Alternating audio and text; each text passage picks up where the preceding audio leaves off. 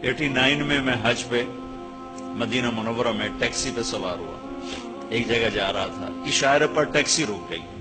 मेरा ड्राइवर बूढ़ा बद्दू था, तो एक टैक्सी और आके रुकी। ये दोनों आपस में, छोटा सा मदीना था उस वक्त, तो जानने वाले थे, सलाम दुआ हुई। तो ये मेरे वाला पूछता है उस वाले से, मेरे शलवार कुर्ते को देखकर उसने आगे था पाकिस्तानी बुद्धू बैठा अरबी दा क्या पता, तो सौख होके बोल रहा है कई फल मौसम, अब सीजन कैसा जा रहा है, वो हज सीजन।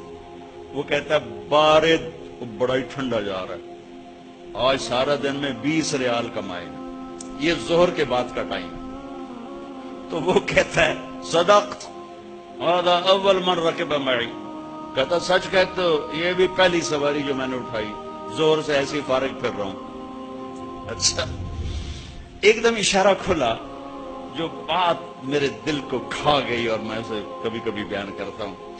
जब इशारा तो उसको जोर से कहता, ये बुढ़ा, ला तहज़न, कोई गम नहीं, कफा बिना शरफन जिवार रसूलुल्लाह सल्लल्लाहु अलैहि वसल्लम, हम अल्लाह के नबी के पड़ोसी हैं, हमें यही शरफ बहुत, हम मदीने में रहते हैं, हमें यही इज्जत बहुत, कफा बिना शरफ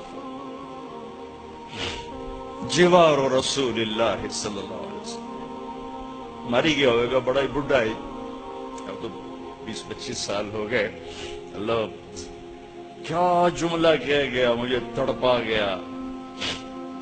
आज 26 साल गुजर चुके हैं, उस जुमले की हरारत मैं अपने अंदर से खत्म नहीं कर सका। जिस जज्बे से उसने कहा, जिस इश्क से उसने कहा,